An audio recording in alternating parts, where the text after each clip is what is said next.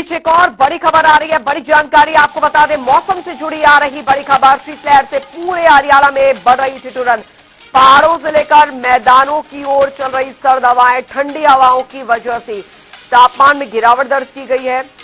मौसम विभाग के मुताबिक ठंड अभी और बढ़ेगी। 4 दिसंबर से एक और पश्चिमी जो विक्षोभ है वो दस्तक देगा और जानकारी दे दें 8 दिसंबर को फिर से और ज्यादा ठंड बढ़ सकती है। हरियाणा के 11 जिलों में शीतलहर का अलर्ट जो है वो जारी कर दिया गया है। ये बड़ी खबर आपको बता रहे हैं। लगातार बिगड़ता मौसम, ठंड की बढ़ती ठिठुरन और पश्चिमी विक्षोभ का आना यहाँ पर ये मौसम के ठिठुरन को और बढ़ा रहा है। मौसम विभाग ने के मुताबिक ठंड अभी और भी ज्यादा बढ़ेगी। 4 दिसंबर से एक और पश्चिमी विक्षोभ दस्तक देगा। 8 दिसंबर को फिर से और ज्यादा ठंड बढ़ सकती है, यानी आने वाले दिनों में ठंड की ठिठुरन जो है वो और ज्यादा बढ़ेगी। तापमान में और ज्यादा गिरावट जो है वो दर्ज की जाएगी। ये बड़ी खबर पहाड़ों से मैदानों की ओर चल रही सर्द हवाओं की वजह से, ठंडी हवाओं की वजह से तापमान में काफी हद तक गिरावट जो है मैदानी इलाकों में महसूस हो रही है और यही वजह है कि ठंड जो है वो काफी ज्यादा बढ़ गई है। 8 दिसंबर को फिर से और ज्यादा ठंड बढ़ सकती है। ये बड़ी खबर आपको बता रहे हैं, बड़ी जानकारी इस बीच आ रही है। तो हरियाणा के 11 जिलों में शीतलहर को लेकर अलर्ट जारी कर दिया गया है राज्य मौसम विभाग की तरफ से, यानी अभी और भी ठंड का जो टॉर्चर है वो प्रदेशवासियों को सहना पड़ सकता है।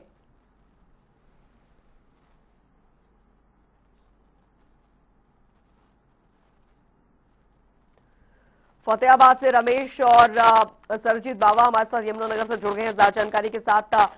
रमेश, फिलहाल जानना चाहेंगे किस तरीके का मौसम जो है वहां पर बना हुआ है। लगातार अब तो राज्य मौसम विभाग द्वारा भी इसका अनुमान जो है वो लगा दिया गया है कि आने वाले समय में ठंड और भी ज्यादा बढ़ेगी। 4 तारीख से जो है वो पश्चिमी विक्षोभ काफी एक्टिव हो जाएगा। तो जाहिर तौर पर व्यवस्थाएं शासन प्रशासन द्वारा किस तरीके से की गई है, रैन बसेरों की व्यवस्था किस तरीके से देखने को मिल रही है? तो पिछले 2-3 दिनों से जो सर्द हवाएं चल रही है उसको लेकर जो ठिठुरन बढ़ चुकी है। ऐसे में स्वास्थ्य विभाग द्वारा भी एडवाइजरी जारी की गई है। जो बच्चे स्कूल जाते हैं उन्हें अभिभावक जो गर्म कपड़े पहनाकर ही भेजे, क्योंकि जो मौसम जिस तरह अचानक से बदलाव हुआ है और जो ठंड जो बढ़ी है उसको लेकर जो स्वास्थ्य विभाग द्वारा एडवाइजरी जारी की गई है। बता दें कि जो रात्रि के समय में 3.5 न्यूनतम डिग्री तापमान जो आंका गया है, वही जो मौसम विभाग द्वारा भी प्रदेश के 11 जिलों में जो एडवाइजरी जारी की गई है कि आने वाले दिनों में ठंड बढ़ेगी। ऐसे में जो सुबह सुबह दुकानदार या जो सब्जी मंडी विक्रेता होते हैं, जो काम पहले घर से जल्दी निकलते हैं, वो भी अब अलाव का सहारा लेते हुए सड़कों पर नजर आ रहे हैं। वहीं अगर रैन बसेरों की बात की जाए तो जिला प्रशासन द्वारा इस द्वारा आदेश दिए गए थे कि जिले के अंदर जितने भी रैन बसेरे बनाए गए हैं उनको जो दुरुस्त करवाया जाए और जो यात्री या जो सर्विस स्थल है वहाँ पर नोटिस भी लगाया जाए कि जो कटिहार जिले में इन स्थानों पर जो ट्रैफिक खास के लिए रैन बसेरे बनाए गए हैं। जी चलिए लौटेंगे आपके पास रमेश। और सरजीत भी लगातार हमारे साथ बने हुए यमुनानगर से। सरजीत, यमुनानगर में फिलहाल मौसम का हाल क्या बना हुआ है और किस तरह की व्यवस्था जो है प्रशासन द्वारा यहाँ पर की जा रही है, क्योंकि राज्य मौसम विभाग ने इसका अनुमान लगा दिया है कि आने वाले समय में ठंड जो है वो और अपना टॉर्चर दिखाएगी। अंजलि, बिल्कुल यमुनानगर की बात कर रहे हैं तो यमुनानगर में आज ठंड जो है वो पहले से काफ़ी ज़्यादा है। हालांकि कल जो है वो 13 डिग्री टेम्परेचर था, लेकिन आज टेम्परेचर जो है डाउन हो चुका है, काफ़ी गिर चुका है और 8 डिग्री टेम्परेचर जो है वो दर्ज किया जा रहा है। सर्द हवाएं हैं, शीतलहर का जो है वो प्रकोप देखने को मिल रहा है, ठंडी हवाएं चल रही हैं। हालांकि जिला प्रशासन की बात करें, जिला प्रशासन द्वारा इस चीज को लेकर विशेष व्यवस्था की गई है, क्योंकि जैसे जैसे ठंड बढ़ती जा रही है वैसे वैसे ही प्रशासन भी कहीं ना कहीं देखा जाए तो सतर्क होता जा रहा है। अगर बात करें स्वास्थ्य विभाग की, स्वास्थ्य विभाग द्वारा एडवाइजरी लगातार जारी की जा रही है लोगों को कि वो घरों के अंदर जो दुबक कर रहे, क्योंकि जैसे बुजुर्ग हैं, बच्चे हैं, तो उनको कहीं ना कहीं ठंड से बचाकर रखे, बिस्तरे के अंदर रखे, ठंड में बाहर ना जाने दे, सुबह की सैर पर भी बुजुर्गों को जो है वो ना जाने दें। इस चीज़ को लेकर एडवाइजरी जारी की गई है। वहीं ये भी कहा गया है कि जिन लोगों को दमे की, खांसी की प्रॉब्लम है, एलर्जी की प्रॉब्लम है, उनको अपना विशेष ध्यान रखने की जरूरत है। तो इस चीज़ को लेकर जिला प्रशासन द्वारा जो है खास तैयारियां की है, लोगों को जागरूक किया जा रहा है। वही बात करें रैन बसेरों की बात करें, क्योंकि जिस तरह से प्रशासन द्वारा तैयारियां की गई, यमुनानगर के अंदर 8 से 10 के करीब जो है रैन बसेरे बनाएंगे, धर्मशालाओं में रैन बसेरे बनाएंगे। Yamunanagar bus stand, Jagadhri bus stand के ऊपर भी रैन बसेरा बनाया गया कि कोई देर रात कोई यात्री अगर रुकता है तो उसको रुकने के लिए कोई दिक्कत ना हो, अगर किसी की बस वगैरह निकल जाती है। वही रेलवे स्टेशन पर के पास भी एक धर्मशाला के अंदर रैन बसेरा बनाया गया है ताकि यात्रियों को, जो देर रात आने वाले यात्री हैं या रात्रि को लेट यात्रा जाने वाले यात्री हैं, उनको भी दिक्कत ना आए। तो वहीं बताऊं, जो क्योंकि जो डीसी यमुनानगर ने कल ही पदभार संभाला है और उन्होंने आते ही इस चीज को लेकर भी दिशा निर्देश दिए हैं। और देखा जाए तो एसडीएम यमुनानगर, रेड क्रॉस की विशेष रूप से ड्यूटी लगाई गई है कि वो रात के समय सड़कों के ऊपर देखे कोई भिखारी किस्म के लोग, मंत्रू किस्म के जो लोग हैं, वो सड़कों के ऊपर जो है जैसे रात को सोते हैं, तो वो रात को उनको जो है उठाकर रैन बसेरों के अंदर भेजा जाए। इस चीज को लेकर पूरी व्यवस्था की गई है। जी अंजलि। बिल्कुल, ये व्यवस्था यहाँ पर हो रही है, लेकिन जमीनी स्तर पर किस तरीके से ये देखने को मिलती है, ये काफी ज्यादा इंपॉर्टेंट यहाँ पर हो जाता है। रमेश लगातार हमारे साथ बने हुए हैं। रमेश, क्योंकि अगर ये अभी ठंड जो है इसी तरीके से बनी रही तो जाहिर तौर पर दिक्कतें काफी ज्यादा बढ़ जाएगी। ऐसे में प्रशासन द्वारा स्कूलों को, अस्पतालों में डॉक्टर्स द्वारा जो पेशेंट्स, मरीज हैं, खासकर क्योंकि पोल्यूशन भी इस समय काफी ज्यादा हाई हो रखा है, दिल्ली और एनसीआर और हरियाणा में भी ये स्थिति जो है वो बनी हुई है कि पोल्यूशन जो है वो इस ठंड की तरह ही साथ साथ बढ़ रहा है। तो ऐसे में जो क्या कुछ एडवाइजरी जो है वो जारी की जा रही है अस्पतालों में, खासकर ऐसे मरीजों के लिए जिन्हें सांस संबंधी दिक्कतें होती है और सर्दियों में काफी ज्यादा दिक्कतें हो जाती हैं और ऐसी स्थिति में तो और ज्यादा तकलीफ बढ़ जाती है, क्या कुछ व्यवस्था की गई है?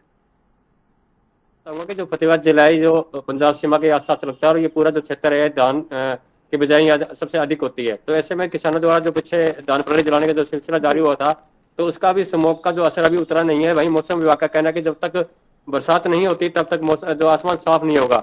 लेकिन जिस प्रकार से सुबह सुबह जो धुंध जिसे लोग मान रहे हैं, लेकिन ये स्मोक होती है, तो ऐसे में जो पुलिस है, ट्रैफिक पुलिस है, उसने भी अपनी कमान संभाली हुई है। तो रात्रि के समय जो बाहरी वाहन सड़कों के किनारे खड़े होते हैं उन पर रिफ्लेक्टर लगाने का कार्य भी जो ट्रैफिक पुलिस द्वारा किया जा रहा है।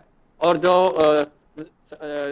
स्कूल बस है उन्हें भी, स्कूलों को भी आदेश दिए गए हैं कि जो अपनी बसों के पीछे रिफ्लेक्टर लगाएं और जो वाहनों से दूरी बनाए रखें ताकि किसी प्रकार का हादसा जो सुबह सुबह ना हो। और ऐसे में जो अब रेन बसेरों को लेकर भी जो लगातार अब जिला प्रशासन द्वारा जो एडवाइजरी जारी की गई है कि इनको दुरुस्त करवाया जाए, क्योंकि फतेहाबाद के जिले की अगर बात की जाए तो बस स्टैंड शहर से बहुत दूर बनाया गया है, जिसके करीबन अगर शहर में आने के लिए 5 से 6 किलोमीटर का सफर जो यात्रियों को तय करना पड़ता है। तो ऐसे में लोगों की मांग है कि जो रेन बसेरा है जो फतेहाबाद बस स्टैंड के अंदर ही बनाया जाए ताकि लोगों को दिक्कतों को सामना ना करना पड़े। और स्वास्थ्य विभाग जो लगातार अपील जो कर रहा है कि छोटे बच्चे जो स्कूल जा रहे हैं उन्हें अभिभावक जो गर्म कपड़े पहनाकर भेजें, और जो खांसी और मरीज जैसा सांस के मरीजों की जैसे संख्या बढ़ रही है तो वहीं मास्क लगाना भी बुजुर्गों के लिए जरूरी स्वास्थ्य विभाग द्वारा एडवाइजरी जारी की गई है। जी जाहिर तौर पर स्वास्थ्य संबंधी जो दिक्कतें हैं वो इस मौसम में काफी ज्यादा बढ़ जाती है सरबजीत, क्योंकि सबसे ज्यादा दिक्कत इस समय ठंड के साथ साथ है प्रदूषण, जो कि लगातार बढ़ता जा रहा है। हरियाणा में भी ये स्थिति यहाँ पर बनी हुई है कि प्रदूषण का स्तर काफी ज्यादा बढ़ गया है। ऊपर से ठंड का टॉर्चर इतना ज्यादा हो गया है कि स्वास्थ्य संबंधी दिक्कतें काफी आ रही हैं। अस्पतालों में व्यवस्थाओं का सबसे ज्यादा इस समय जिक्र होता है, क्योंकि सबसे ज्यादा जो लोग हैं वो अस्पतालों में पहुंचते हैं जिन्हें सांस संबंधी दिक्कतें होती है। यमुनानगर के अस्पतालों में, सरकारी अस्पतालों में किस तरीके की व्यवस्था जो है वो यहाँ पर रखी गई है ताकि जो इस समय मरीजों की संख्या काफी ज्यादा बढ़ जाती है, ठंड की वजह से दिक्कतें काफी ज्यादा बढ़ जाती है लोगों के लिए, कम से कम उनकी व्यवस्थाओं का ध्यान रखा जा रहा है? बिल्कुल अंजलि, अगर बात करें प्रदूषण की तो यमुनानगर में आज जो है प्रदूषण काफी ज्यादा देखा जाए तो वो देखने को मिल रहा है, क्योंकि कल जब हम इसी समय बात कर रहे हैं तो प्रदूषण जो है 230 के करीब था, लेकिन इस समय यमुनानगर के अंदर 286 के किरबर एयर क्वालिटी इंडेक्स जो है वो दर्ज किया जा रहा है। बताऊं कि लगभग 50 जो प्रदूषण है वो बढ़ चुका है। तो इतना ज्यादा प्रदूषण बढ़ना जो है आम लोगों की सेहत से देखा जाए तो सीधा सीधा खिलवाड़ होने की बात है, क्योंकि ज्यादा प्रदूषण बढ़ना अधिकारियों की लापरवाही है। तो इस चीज को लेकर हालांकि स्वास्थ्य विभाग द्वारा तैयारियां जरूर की गई है, क्योंकि एक तरफ ठंड है, शीत लहर जो है वो चलना शुरू हो चुकी है और शीत लहर से बचाव के लिए जो है हिदायतें दी जा रही है। जिला प्रशासन द्वारा लोगों को विशेष हिदायतें दी जा रही है।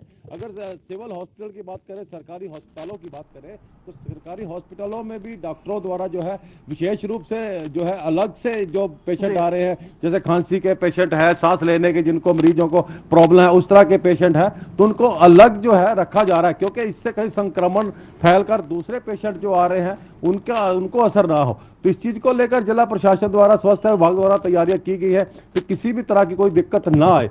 लेकिन मुख्य बात यही है कि जो बढ़ता हुआ प्रदूषण है वो कहीं ना कहीं आम लोगों के लिए खतरे की घंटी है। बहुत बहुत शुक्रिया सरबजीत आपका और रमेश आपका इस तमाम जानकारी के लिए। तो बढ़ता ठंड का टॉर्चर जो है वो लोगों को अभी और सताएगा और पश्चिमी विक्षोभ जो है वो एक्टिव होने वाला है 4 तारीख से। तो जाहिर तौर पर स्थिति और भी ज्यादा खराब यहाँ पर ठंड को लेकर हो सकती है। ऊपर से फॉग और स्मॉग जो है वो अब लोगों को आवाजाही में दिक्कतें खड़ी कर रहा है।